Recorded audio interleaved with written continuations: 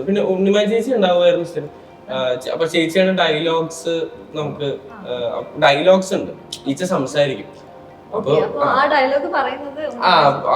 ഫ്രെയിമിന്റെ പുറത്ത് നിന്നിട്ട് ഡയലോഗ് പറയുന്നുണ്ട്.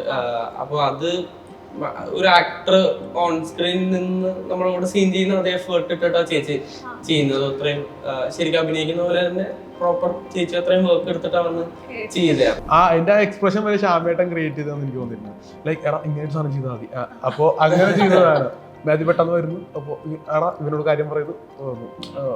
പക്ഷെ അതെല്ലാം കഴിഞ്ഞ് ഇപ്പൊ ഈ ഒരു ഏജിൽ നിന്ന് കുമ്പളങ്ങേറ്റ്സ് കാണുമ്പോ ഓ എന്നടാ പണി വെച്ചെടുക്ക എത്ര ഒരു പടത്തില് എപ്പോഴും എല്ലാരും കാണുമ്പോ മറ്റേ ഫേവറേറ്റ് ആയിട്ട് ആളിച്ചിരി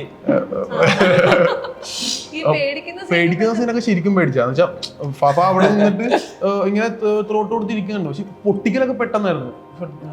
ഇതൊന്നും പറഞ്ഞിട്ടില്ലല്ലോ, അങ്ങനെ ഒരു പേടി വന്നതാ. ശരിക്കും ഫുട്ബോളും നീന്തലൊക്കെ നടക്കുന്ന സൈഡിൽ പോയിരുന്ന് പബ്ജി കളിക്കുന്ന പോലത്തെ പരിപാടികളാണ് നമ്മൾ പിടിച്ചോണ്ടി. അത് ശരിക്കും ഉള്ളതാണ്. ഞാൻ കണ്ടിട്ടുണ്ട് അങ്ങനെ ടർഫിന്റെ മുന്നിലൊക്കെ പിള്ളേരുന്ന് ഫുട്ബോള് പ്ലേ ചെയ്യുന്നത്. എനിക്കോട് വാമപ്പ് ആയിട്ട് ചെയ്യുന്നതാണ് അവര്. അരുൺ പിന്നെ ഫുൾ ടൈം ട്രിപ്പിലായിരുന്നു.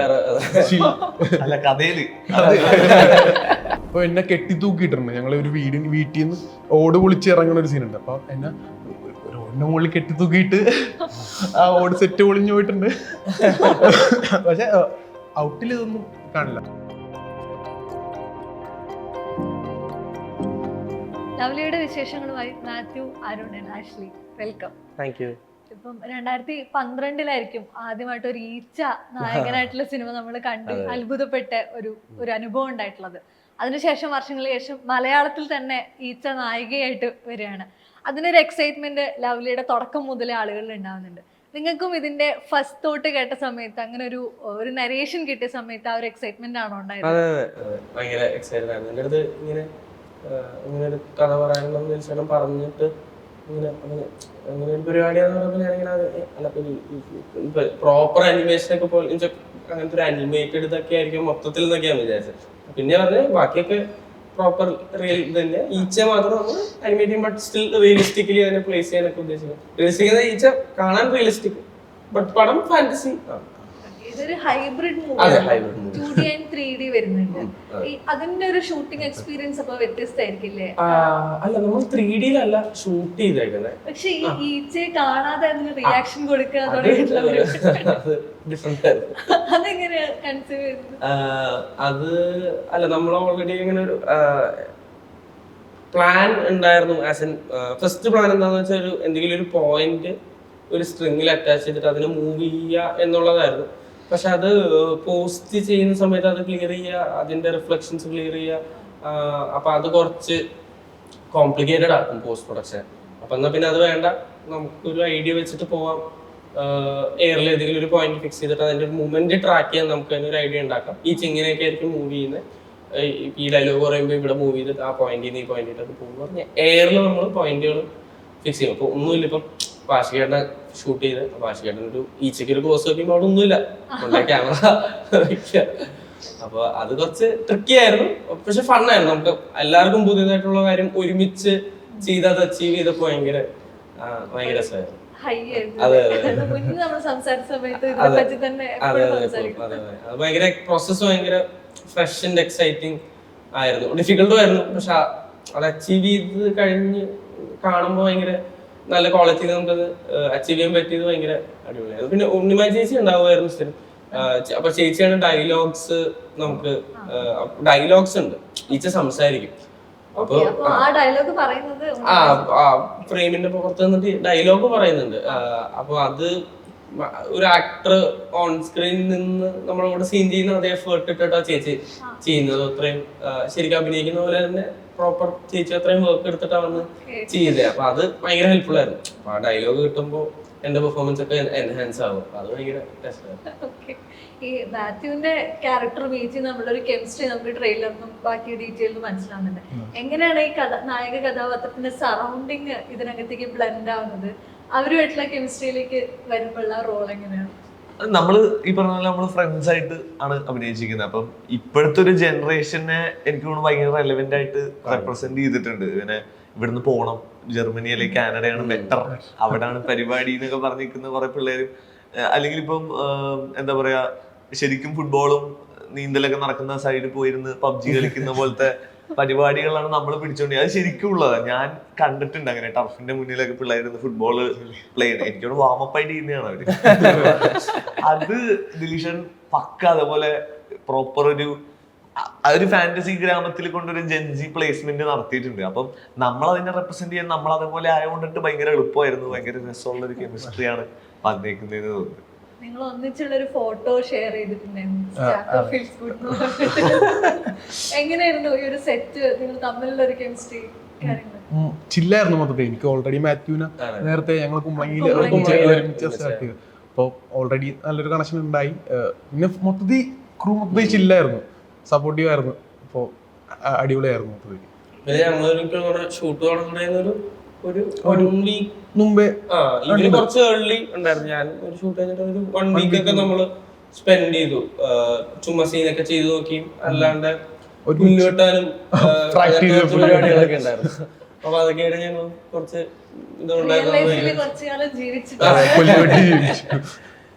ഈ മുന്നേ ആഷിഖ് അബുവിന്റെ സെറ്റിനെ കുറിച്ച് സംസാരിക്കുന്ന സമയത്ത് എല്ലാരും വളരെ കൂൾ ഡയറക്ടറാണ്, സെറ്റ് തന്നെ ഭയങ്കര ഹെൽത്തി ആണെന്ന് പറയാറുണ്ട്. അതേ ടീം തന്നെയാണ് ഇതിന്റെ പിന്നണിയിലേക്ക് വരുന്നത്. ആ സെറ്റ് തന്നിട്ടുള്ള ഒരു കൊടുക്കൽ വാങ്ങൽ അത് ഭയങ്കര ഇവരെല്ലാരും ഇപ്പൊ ആഷിഖേട്ടനാണെങ്കിലും അല്ലെങ്കിൽ ദിലീഷേട്ടനാണെങ്കിലും തുടക്കം മുതലുള്ള പ്രയോറിറ്റി ആണെന്ന് വെച്ചാൽ ആരെയും ടെൻഷൻ എടുപ്പിക്കണ്ട, ആരെയും സ്ട്രെസ് ചെയ്യണ്ട. നമുക്ക് ആവശ്യമുള്ള ടൈം തരും, എല്ലാവർക്കും ആ ടൈം തരും. നമുക്ക് പെർഫോം ചെയ്ത് ബെറ്റർ സാധനം വരുന്നവരെ അവരും വെയിറ്റ് ചെയ്യും. ഒരു റഷ് ഒന്നുമില്ല നമുക്ക് പ്രത്യേകിച്ച്. അപ്പൊ ആ ഒരു എൻവയോൺമെന്റ് തരുമ്പോൾ തന്നെ നമ്മൾ ഭയങ്കര കാം ആൻഡ് കമ്പോസ്ഡ് ആയിട്ട് നമ്മൾ വലിയ ടെൻഷനൊന്നും ഇല്ലാണ്ട് പെർഫോം ചെയ്യണം. അപ്പൊ അത് ഭയങ്കര ആഷിഖാൻ ഇത്തവണ കുറച്ചും കൂടെ ഒരു സിനിമാറ്റോഗ്രാഫർ റോൾ ആയതുകൊണ്ട് അങ്ങനെ വേറെ ഇൻവോൾവ്മെന്റുകളല്ല കൂടുതലും. ആഷിഖേട്ടന്റെ ഫീൽഡ് അത് ഭയങ്കര എപ്പോഴും പണി അടിച്ചുകൊണ്ടിരിക്കേണ്ട ഒരു സ്ഥലത്ത് സെറ്റില്. അപ്പൊ ആഷിഖേട്ടൻ ഒരു ഇത് ഏരിയ നോക്കിക്കൊണ്ടിരുന്നു കൂടുതലും. പക്ഷെ ദിലീഷേട്ടൻ അറ്റ് ദ സെയിം ടൈം നമ്മളെല്ലാവരുടെ അടുത്ത് വന്ന് പറഞ്ഞു തരുമ്പോഴും ഇതൊക്കെ ഒരു അറ്റ്മോസ്ഫിയർ മെയിൻറ്റെയിൻ ചെയ്ത് നമ്മളെ ഈസി ആയിട്ട് കൊണ്ടുപോകുന്നുണ്ട്. എസ്തെറ്റിക് എന്ന് പറയുന്ന വാക്ക് കേൾക്കുമ്പോൾ തന്നെ പാടുകൾ എസ്തെറ്റിക് കുഞ്ഞമ്മ എത്തുന്നുണ്ട്. അത് അത്ര ഈസിലി അത് പ്ലേസ് ആവുന്നുണ്ട് അവിടെ.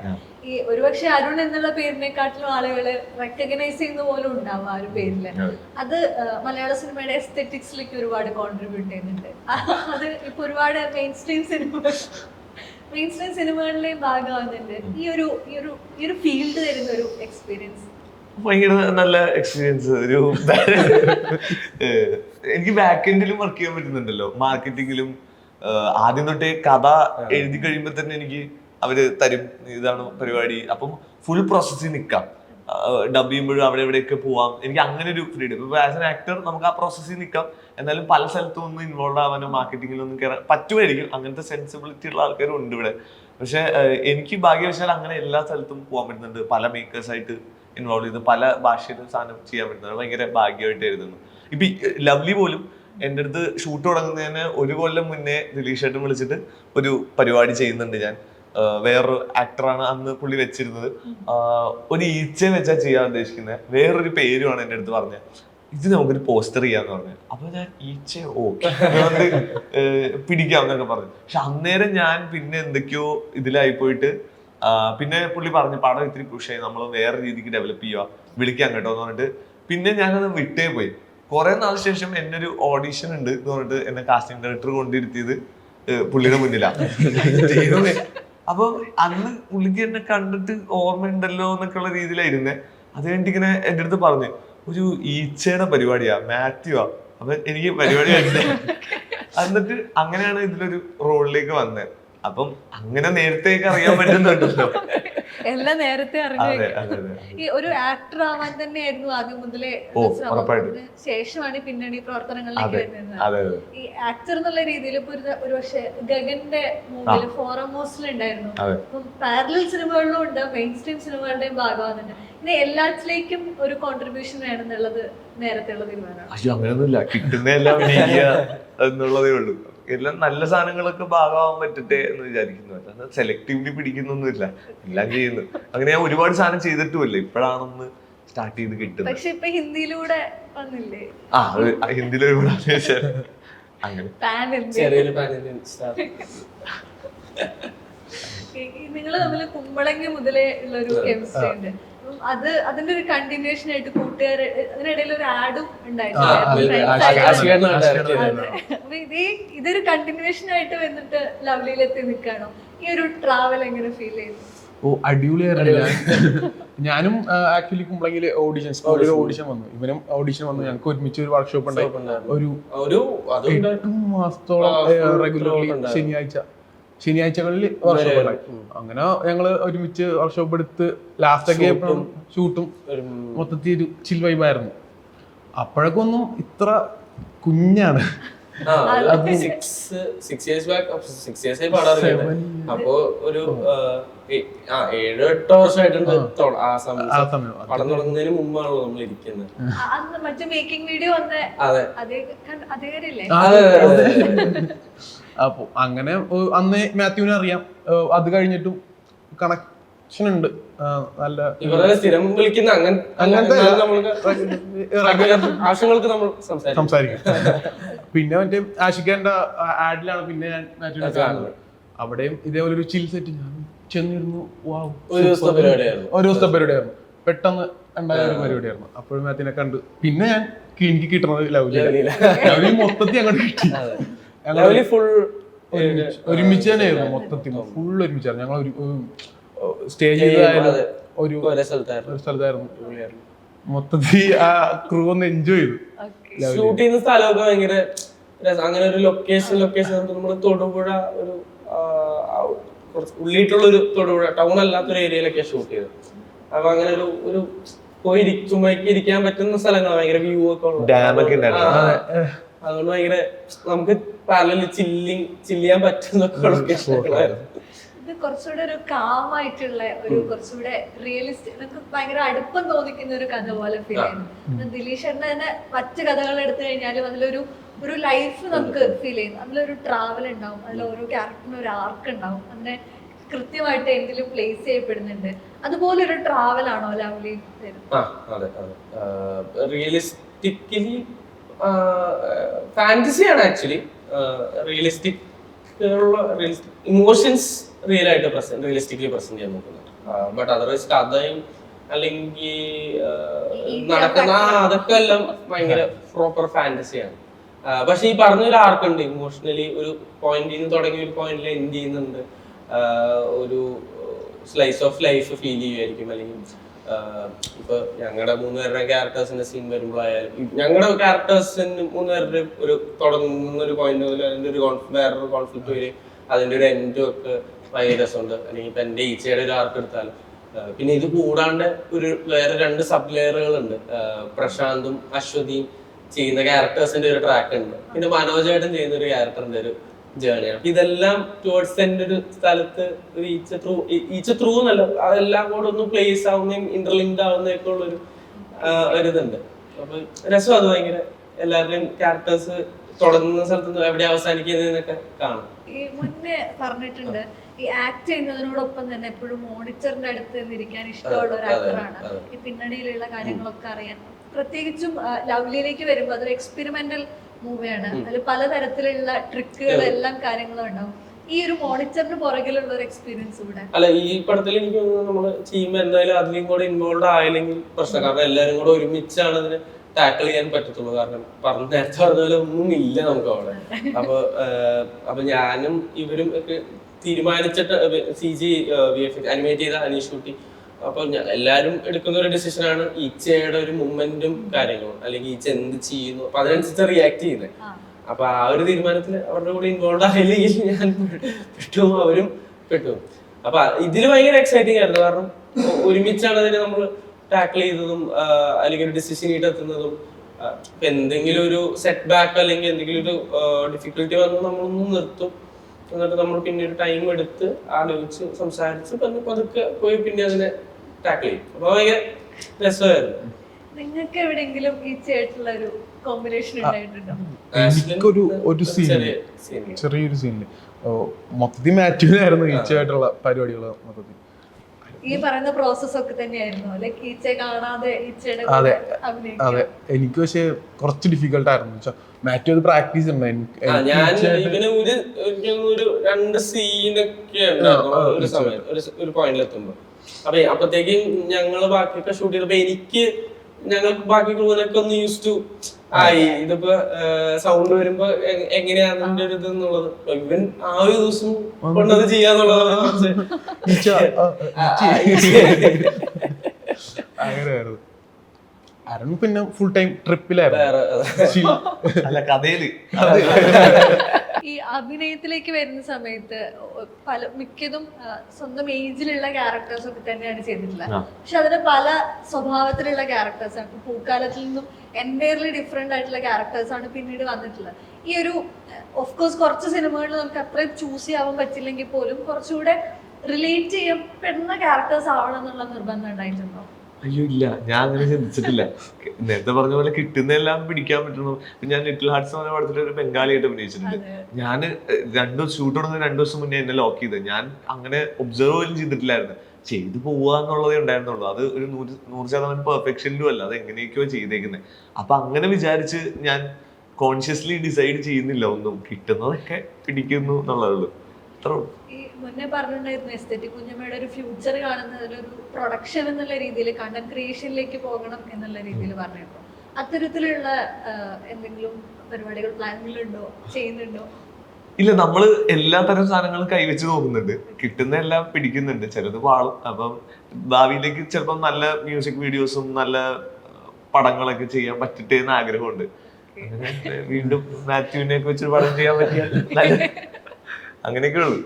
അഭിനയത്തിലേക്ക് വരുന്ന സമയത്ത് തന്നെ ഇത് പല രീതിയിലുള്ള കാര്യങ്ങളാണല്ലോ കൈകാര്യം ചെയ്യുന്നത്. അതേസമയം പിന്നമ്പുറത്തുള്ള കാര്യങ്ങളെ കുറിച്ച് അവെയർ ആയിരിക്കണം, അതേസമയം ഓൺ സ്ക്രീനിലുള്ള കാര്യങ്ങളെ കുറിച്ച് അവെയർ ആയിരിക്കണം. ഇതിനൊരു ബാലൻസിങ് എവിടെയാണ്? ഞാൻ ഇപ്പൊ ഈ പടത്തിന്റെ ആ ഒരു ആസ്പെക്ട് ഞാൻ ആലോചിച്ചിട്ടില്ല. എന്നെ അങ്ങനെ ഇൻവോൾവ് ചെയ്യിച്ചിട്ടില്ല. പക്ഷെ ചില പടങ്ങൾ നമ്മൾ ചെയ്യുമ്പോഴത്തേക്ക് അവർക്ക് താല്പര്യം ഉണ്ടെങ്കിൽ അവരിങ്ങനെ ചോദിക്കും. അപ്പൊ എനിക്ക് എന്തെങ്കിലും കിട്ടുന്നുണ്ടെങ്കിൽ ഞാൻ പറയും, അല്ലെങ്കിൽ ഫോട്ടോസ് എടുക്കണമെങ്കിൽ എനിക്കൊരു നമ്മൾ ഷൂട്ട് ചെയ്യുന്നതിന്റെ ഇടയ്ക്ക് ഞാനിങ്ങനെ പറഞ്ഞു നിർത്തിയിട്ട് ഫോട്ടോ എടുപ്പിച്ചിട്ടുണ്ട് പല ഷോട്ടൊക്കെ. അങ്ങനെയൊക്കെ സംഭവിക്കാറുണ്ട്. അല്ലാതെ ഞാൻ അങ്ങനെ ഇൻവോൾവ് ആവാറില്ല. ഞാൻ വന്ന പണി ചെയ്യാ പോവാ. എപ്പോഴെങ്കിലും ഇതുപോലെ പിന്നമ്പുറത്തുള്ള പണികൾ ഏറ്റെടുക്കുന്നത്? ഇല്ല അങ്ങനെയില്ല. രസമാണ്, ക്യൂരിയസ് ആണ് എന്താ നടക്കുന്നതെന്ന് അറിയണം. എന്തുകൊണ്ടാണ് അല്ലെങ്കിൽ എന്താണ് ഈ ലൈറ്റ് ഇവിടെ പ്ലേസ് ചെയ്തത്, എന്തുകൊണ്ടാണ് ഈ ഷോട്ട് വെച്ചത് എന്നൊക്കെ അറിയാനുള്ളൊരു ക്യൂരിയോസിറ്റി ഉണ്ട്. അല്ലാണ്ട് ഒരു ആദ്യമായിട്ട് ചെയ്യണം എന്നുള്ളത് ചെയ്തുകൊണ്ടിരിക്കുന്നത് ഇപ്പോഴും പഠിച്ചു തീർക്കാൻ പറ്റാത്തൊരു സാധനം. അപ്പൊ അതില് മാക്സിമം എഫേർട്ട് ഇടുക എന്നുള്ളതാണ്. കുമ്പളയ്ക്ക് തന്നെ റീ റിലീസ് ഉണ്ടായിരുന്നു. വളരെ ഞാൻ പോയായിരുന്നു. വളരെ കുറച്ച് തിയേറ്റേഴ്സിലുണ്ടാവും. ബാംഗ്ലൂരൊക്കെ കുറെ പേര് കുറച്ചും കൂടെ കണ്ട് നമ്മളങ്ങനെ അതിന്റെ മാർക്കറ്റിംഗ് ഒന്നും ഉണ്ടായിരുന്നില്ല. വന്ന് ഇറങ്ങി പോയത് പെട്ടെന്ന് പെട്ടെന്ന്. അപ്പൊ അത് കാണുന്ന സമയത്ത് ഓരോ തവണയും ഓരോരോ ന്യൂആൻസസ് ഇങ്ങനെ കിട്ടിക്കൊണ്ടേ ഇരിക്കുന്ന ഒരു ഫീൽ ഉണ്ട്.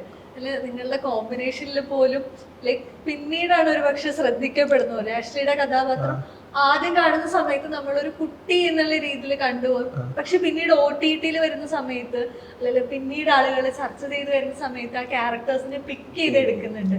അത് തരുന്ന ഫീൽ ഡിഫറെന്റ് അല്ലേ? ഡിഫറെന്റ് ആണ്. പക്ഷെ അത് ശരിക്കും ഞാനൊന്നും അത്ര എൻജോയ് ചെയ്തല്ല. ലൈക്ക് കുഞ്ഞാണ്, അമ്മയൊക്കെയാണ് ഡീൽ ചെയ്തത്. മൊത്തത്തിൽ ചെയ്തു. ശ്യാമേട്ടൻ ഇങ്ങനെ കാര്യങ്ങളൊക്കെ പറഞ്ഞു.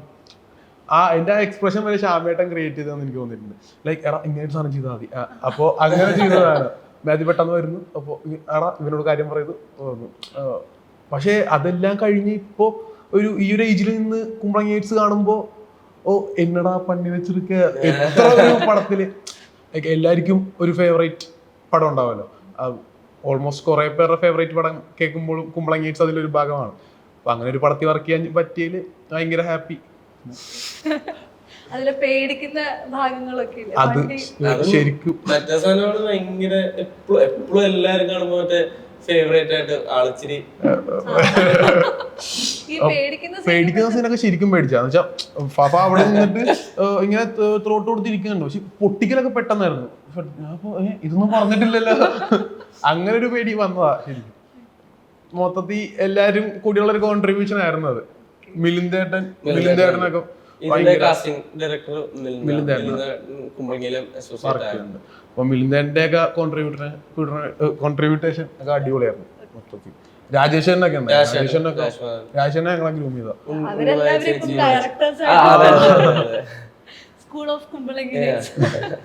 മുന്നേ ഉള്ള പടങ്ങൾ എടുത്തു കഴിഞ്ഞാൽ ദിലീഷേട്ടൻ്റെ തന്നെ എഴുതിയിട്ടുള്ള പടങ്ങളിലൊക്കെ ഈ പറയുന്ന പോലെ റീവാച്ചിൽ നമുക്ക് കണ്ടുപിടിക്കാൻ പറ്റുന്ന ഓരോരോ ലേയേഴ്സ് ഉണ്ടായിരിക്കും. അത് കൂടുതലായിട്ട് ഇതിൽ എൻജോയ് ചെയ്യാൻ പറ്റിയിട്ടുണ്ടോ? ഡെഫിനറ്റ്ലി അങ്ങനെ നമ്മള് ഭയങ്കരമായിട്ട് എടുത്ത് സ്ട്രെസ് ചെയ്ത് പറയാത്ത കുറെ സബ് ലേയേഴ്സുകൾ പോകുന്നുണ്ട്. പക്ഷെ എനിക്ക് ഏറ്റവും കൂടുതൽ എൻജോയ് ചെയ്യാൻ പറ്റിയേക്കുന്നത് ഈ പ്രോസസ്സ് ഭയങ്കര എക്സൈറ്റിംഗ് ആയിരുന്നു പറയുന്നത്. പക്ഷെ അല്ലാണ്ട് ഈ സീനുകൾ ഈച്ചയും ഫസ്റ്റ് ഈച്ചയായിട്ടുള്ള ഒരു ഇനീഷ്യൽ സീൻസ് കഴിഞ്ഞാലുള്ള കുറച്ച് ടുവേർഡ്സ് ദ എൻഡും ഒരു മിഡ് പോയിന്റ് എന്നൊക്കെ ഉള്ള ഒരു സീനുകളൊക്കെ ഭയങ്കര ഒരു മാജിക് ഒക്കെ ഉള്ള പോലത്തെ സീൻ, അല്ലെങ്കിൽ നമ്മൾ അങ്ങനത്തെ ഒരു ഫാന്റസിയും കൂടെ ആണല്ലോ. അപ്പൊ അങ്ങനത്തെ ഒരു ഓവർ ദ ടോപ്പ് അല്ല, ക്ലോസ് ടു ഹാർട്ട് എന്ന് ഫീൽ ചെയ്യുന്നൊക്കെ പോലത്തെ ഒരു സീനുകളുണ്ട്. അതൊക്കെ ഭയങ്കര എൻജോയ്മെന്റ്. ഇവരുടെ കൂടെ ഒരു സീൻ ഭയങ്കര സ്പെഷ്യൽ ആയിരുന്നു. മറ്റേ മലയുടെ മുകളില് മലയുടെ മുകളിൽ വന്നിട്ട് ചെയ്യുന്ന 3 പേരുടെ ഒരു സീനുണ്ട്. അതെനിക്ക് ഭയങ്കര രസമുള്ള സീനായിരുന്നു. ദിലീഷ് നായർ മേക്കിംഗ് സ്റ്റൈലിനെ കുറിച്ച് ഞാൻ ദിലീഷ് ചേട്ടനും ഞാനും ഇത് ആദ്യം പറഞ്ഞു കഴിഞ്ഞിട്ട് അധികം ഡിലേയിലാണ് നമ്മൾ ഷൂട്ട് പ്രോസസ് ചെയ്തിട്ട് വന്നായിരുന്നു. വേറൊരു പ്രീ പ്രൊഡക്ഷൻ കഴിഞ്ഞപ്പോ തന്നെ തുടങ്ങി നമ്മൾ ഷൂട്ട്. അപ്പൊ കോൺസ്റ്റന്റ്ലി സംസാരിക്കും ദിലീഷാനായിട്ട്. അപ്പൊ പിന്നെ ദിലീഷാന് കൺഫ്യൂഷൻസ് ഇല്ല, എന്താ വേണ്ടതെന്ന് വളരെ ക്ലിയർ ആയിട്ട് അറിയാം. ഭയങ്കര കൺവിക്ഷൻ ഉണ്ട്. പുള്ളി ചെയ്യുന്ന കാര്യത്തിൽ പുള്ളിക്ക് പ്രോപ്പർ കൺവിക്ഷൻ ഉണ്ട്. അപ്പോ ഒരു സീൻ ചെയ്യാൻ നേരത്ത് ഇതൊക്കെയാ വേണ്ടതെന്നുള്ളത് കറക്റ്റ് ആയിട്ട് കമ്മ്യൂണിക്കേറ്റ് ചെയ്യും. ഇപ്പോ ഒരു സീൻ തുടങ്ങുമ്പോൾ റാൻഡം ആയിട്ട് എന്തെങ്കിലും ഒരു ആക്ടിവിറ്റി ആണെങ്കിൽ പോലും ഇത് ചുമ്മാ സ്ക്രിബിൾ ചെയ്തോണ്ടിരുന്നു, അല്ലെങ്കിൽ അങ്ങനെയൊക്കെ തരത്തിൽ ക്യാരക്ടറിനുള്ള ചുമ്മാ പറയുന്നതല്ല, ചുമ്മാ സ്ക്രിബിൾ ചെയ്തിരുന്നു പറയുന്നതല്ല. ആ ക്യാരക്ടറിനെ റിലേറ്റ് ചെയ്തിട്ടാണ് പുള്ളി ഈ ക്യാരക്ടർ എന്തെങ്കിലും ഒരു മൊമെന്റിൽ എന്തെങ്കിലും പ്രശ്നമുണ്ടോ അപ്പൊ അത് ആലോചിക്കുന്ന സമയത്ത് പുള്ളി ഇങ്ങനെ എന്തെങ്കിലും റാൻഡം സ്ക്രിബിൾ ചെയ്തോണ്ടിരിക്കും, അല്ലെങ്കിൽ അങ്ങനത്തെ ഡീറ്റെയിൽ അപ്പൊ പറഞ്ഞു തരുമായിരിക്കും. നേരത്തെ പറഞ്ഞിട്ടുണ്ടാവില്ല, പക്ഷെ അങ്ങനെ ഡീറ്റെയിൽ ആഡ് ചെയ്യുന്നുണ്ട് ക്യാരക്ടറിന്. എന്റെ ക്യാരക്ടർ മാത്രമല്ല എല്ലാ ക്യാരക്ടേഴ്സും. അപ്പൊ അതൊക്കെ ഞാൻ ഭയങ്കരമായിട്ട് നോട്ട് ചെയ്തായിരുന്നു. ഈ മമ്മൂട്ടി കമ്പനിയുടെ റീസെന്റ് സിനിമകളിലെല്ലാം എസ്തെറ്റിക് കുഞ്ഞമ്മയുടെ ഒരു എല്ലാമില്ല കണ്ടെണ്ണം ചെയ്തിട്ടുണ്ട്. ഇപ്പൊ ലാസ്റ്റ് ഡൊമിനിക്കില് വന്ന സമയത്തും നിങ്ങളെ തന്നെ പിക്ക് ചെയ്യുന്നുണ്ട്. ആ ഡൊമിനിക്കിന്റെ പ്രത്യേകിച്ചും അത് വ്യത്യസ്തമായിട്ടുള്ള തോന്നുന്നു. ആ നോട്ട് ബുക്കിലുള്ള ഡയറിയിലുള്ള എഴുത്തത് ഇതുവരെ നമ്മൾ അങ്ങനത്തെ ഒരു സാധനം പരീക്ഷിച്ച് കണ്ടിട്ടില്ല. ഈ ബൗണ്ടറീസ് ബ്രേക്ക് ചെയ്യുക എന്നുള്ളതിന്റെ ഒരു ഭാഗമാണോ അതൊക്കെ? ഇതൊരു ടീം വർക്ക് ആണെന്ന് മുന്നേ പറഞ്ഞിട്ടുണ്ട്. ഈ ഓരോ കണ്ടന്റിലേക്കും എത്തുമ്പോ ആ ഒരു പ്രോസസ് എങ്ങനെയാണ്? ചേച്ചി എല്ലാം നമ്മൾ ഇത്തിരി യുണീക്ലി ബ്രാൻഡ് ചെയ്തതാണുള്ളത് ഓർത്തിരിക്കുക. ഇപ്പൊ ലവ്ലിയുടെ പോസ്റ്റേഴ്സ് ആണെങ്കിലും ഭയങ്കര യുണീക്കാണ്. അപ്പൊ അത് ആൾക്കാർ ഓർത്തിരിക്കുന്നുണ്ട്. അതിന്റെയൊക്കെ സാധനങ്ങൾ ഞാൻ കണ്ടിട്ടുണ്ട്, പോസ്റ്റും അതിനെ അപ്രീഷിയേറ്റ് ചെയ്ത്. അപ്പൊ അത്തരത്തിലൊരു ബ്രാൻഡിങ് സെറ്റ് ചെയ്താലേ പടം ആൾക്കാർ ഓർത്തിരിക്കത്തുള്ളൂ. പ്രത്യേകിച്ച് ഒരുപാട് പടം വരുന്നുണ്ട്, കണ്ടന്റ് ഡെയിലി നമ്മൾ 10-15 കാണാം. അതും എല്ലാം ഇപ്പൊ ഇന്റർനാഷണൽ ക്വാളിറ്റിയാണ്. അതിന് സ്റ്റാൻഡ് ഔട്ട് ചെയ്യണമെങ്കിൽ നമ്മൾ ചത്താലേ നമുക്കത് പിടിക്കാൻ പറ്റത്തുള്ളൂ. അതിന്റെ ഭാഗമായിട്ട് ചെയ്ത് കൂട്ടുന്നതാണ് അങ്ങനെയൊക്കെ. അല്ലാതെ വേറെ ഭയങ്കര ചിന്തിക്കുന്നില്ല, യുണീക്ക് ആക്കാൻ നോക്കുന്നു. എല്ലാ കണ്ടന്റും യുണീക്ക് ആയിട്ടാണ് ചെയ്യുന്നത്. നമ്മൾ നമ്മുടേതായ എന്തെങ്കിലുമൊക്കെ ഇട്ടത് സെറ്റപ്പ് ചെയ്യുന്നു, അത്രയേ ഉള്ളൂ. ഇപ്പൊ സോഷ്യൽ മീഡിയയിൽ പോലും ഒരുപാട് തരത്തിൽ ഇപ്പൊ ഒരു സിനിമ ഇറങ്ങി കഴിഞ്ഞാൽ തന്നെ അതിന്റെ ഒഫീഷ്യൽ പോസ്റ്റേഴ്സ് അല്ലാത്ത ഒരുപാട് പോസ്റ്റേഴ്സ് വേറെ വരാറുണ്ട്. നിങ്ങൾ തന്നെ ആദ്യ കാലഘട്ടത്തിൽ പഴയ സിനിമയുടെ തന്നെ പോസ്റ്റേഴ്സ് ചെയ്തിട്ടുണ്ട്. അപ്പം ഒരു വലിയ കോമ്പറ്റീഷൻ കൂടെ അതിനകത്ത് വരുന്നില്ലേ ഫീൽഡിൽ? അത് തരുന്നൊരു അത് കോമ്പറ്റീഷൻ ആയിട്ടല്ല, അങ്ങനെ കാണുമ്പോൾ നമുക്ക് ഇൻസ്പിറേഷൻ ആണ്. ഇങ്ങനെയും പരിപാടി പിടിക്കുക, അവരെയൊക്കെ നമ്മൾ വിളിച്ചു നോക്കി ഇതെങ്ങനെ ചെയ്തേ, നമ്മളൊപ്പം വർക്ക് ചെയ്യാമോ, ചെയ്താലോ എന്നൊക്കെ ചോദിച്ചാൽ അങ്ങനെ ഒരു കൊളാബറേഷൻ ആണ്. അപ്പം സിനിമയും അങ്ങനെയാണല്ലോ. നമ്മളിപ്പോ അഭിനയിക്കുമ്പോൾ വേറൊരാൾ നന്നായിട്ട് അഭിനയിക്കുന്ന നമ്മൾ അവരൊപ്പം നിന്നത് മനസ്സിലാക്കി എടുക്കുക എന്നുള്ളതാണ് മെയിൻ പരിപാടി. അങ്ങനെ ഒരു മ്യൂച്വൽ അണ്ടർസ്റ്റാൻഡിംഗ്. ഇതിനിടയിൽ എക്സിറ്റ് എന്ന് പറഞ്ഞ സിനിമ വന്നിട്ടുണ്ടായിരുന്നു. അത് ഈ പറഞ്ഞ പോലെ ഒരു പരീക്ഷണ ചിത്രമായിട്ടാണ് ഫീൽ ചെയ്തത്. അതിന്റെ ഒരു എക്സ്പീരിയൻസ് എക്സിറ്റ് ശരിക്കും കംപ്ലീറ്റ്ലി ഡിഫറെന്റ്. കാരണം ഞാൻ കുമ്പളങ്ങി കഴിഞ്ഞ ഹോം ചെയ്തു. ഹോമിൽ ഫ്ലാഷ് ബാക്ക് സീനിൽ ജോണി ആന്റണി സാറിന്റെ ചെറുപ്പാലം ചെയ്തു. അത് കഴിഞ്ഞ് പിന്നെ ഒരു സിനിമ ചെയ്യണം എന്നൊക്കെ നോക്കിയിരിക്കുമ്പോഴാണ് എൻ്റെ ഷഹീൻ എൻ്റെ ഡയറക്ടർ എനിക്ക് ഇൻസ്റ്റയിൽ മെസ്സേജ് അയക്കുന്നത്. ചെറിയൊരു പടമാണ്, ഷോർട്ട് ഫിലിമായിട്ട് പ്ലാൻ ചെയ്ത സാധനം. പിന്നീട് ഫിലിമിൽ വന്നപ്പോൾ വിശാഖ് ബ്രോന്റെ ഒരു ക്യാരക്ടർ ഉണ്ട്, റാവുത്തർ. അത് ഭയങ്കര ഒരു ഡിഫറെൻറ്റ് ക്യാരക്ടറാണ്, ഇച്ചിരി വയലൻ ഗോറി പരിപാടിയാണ്. അപ്പോൾ അത് ഫിലിമിങ് വന്നപ്പം ചെറിയ ബഡ്ജറ്റ് ചെയ്ത പടം, അപ്പം അതിൻ്റെതായ ലിമിറ്റേഷൻസ് ഉണ്ട്. പക്ഷെ ഔട്ടിൽ അതൊന്നും കാണാൻ പാടില്ല. അപ്പോൾ എന്നെ കെട്ടിത്തൂക്കിയിട്ടുണ്ട്. ഞങ്ങൾ ഒരു വീട്ടിൽ നിന്ന് ഓട് പൊളിച്ച് ഇറങ്ങുന്ന ഒരു സീനുണ്ട്. അപ്പോൾ എന്നെ ഒരു ഓടിൻ്റെ മുകളിൽ കെട്ടിത്തൂക്കിയിട്ട് ആ ഓട് സെറ്റ് പൊളിഞ്ഞു പോയിട്ടുണ്ട്. പക്ഷെ ഔട്ടിൽ ഇതൊന്നും കാണില്ല. അത് OTT ഇറങ്ങാൻ വെയിറ്റ് ചെയ്യണം. OTT പിച്ച് ചെയ്തിട്ടുണ്ട്. OTT വരുമ്പോൾ എല്ലാവരും കാണും. ഈ പറഞ്ഞ പോലെ ഒരുപാട് സിനിമകൾ വന്നുകൊണ്ടിരിക്കുകയാണ്. അപ്പം ഈ വർഷം തുടങ്ങിയപ്പോൾ മുതൽ തന്നെ ധാരാളം സിനിമകൾ എത്തി. അതിനിടയിൽ സ്റ്റാൻഡ് ഔട്ട് ചെയ്യുന്ന പറയുന്നത് നേരത്തെ പറഞ്ഞ പോലെ ഇമ്പോർട്ടൻ്റ് ആയിട്ടുള്ള ഒരു ഫാക്ടർ തന്നെയാണ്. പലതും അങ്ങനെ കാണാതെ പോവാറുണ്ട്, പിന്നീട് OTT ശ്രദ്ധിക്കപ്പെടാറുണ്ട്, ചിലപ്പോൾ അപ്പോഴും നടക്കാതെ പിന്നീട് അറിയപ്പെടാറുണ്ട്. ഈ സിനിമകൾ ചൂസ് ചെയ്യുന്ന സമയത്ത് ഇത്തരം ഫാക്ടേഴ്സിനെല്ലാം കൺസിഡർ ചെയ്തിട്ടാണോ ചെയ്യാറ്? അല്ല, അത് എങ്ങനെ പോയാലും ഇൻഡസ്ട്രി നമുക്ക് ഇഷ്ടപ്പെട്ടതാണെങ്കിൽ നമ്മൾ ചെയ്യും. നമുക്ക് ഇഷ്ടപ്പെടുമ്പോൾ നമുക്ക് സ്റ്റാൻഡ് ഔട്ട് ഈ എല്ലാ ഫാക്ടേഴ്സും ഉണ്ട് മനസ്സിൽ. നമ്മൾ സ്റ്റാൻഡ് ഔട്ട് ചെയ്യുന്ന വിചാരിക്കും നമ്മളതിന് ഫുൾ എഫേർട്ട് എടുക്കും.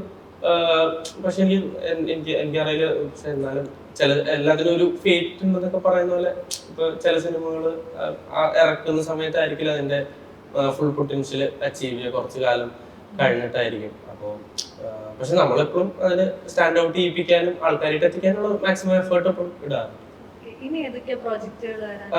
ഉണ്ട്, അത് അനൗൺസ് ചെയ്യായിരിക്കും. ഒരു ഷൂട്ട് കഴിഞ്ഞു, നൈറ്റ് റൈഡേഴ്സ് എന്ന് പറഞ്ഞ പടം, കുടുംബജോലക്ഷം എന്ന് പറഞ്ഞ പടം റിലീസിനുണ്ട്.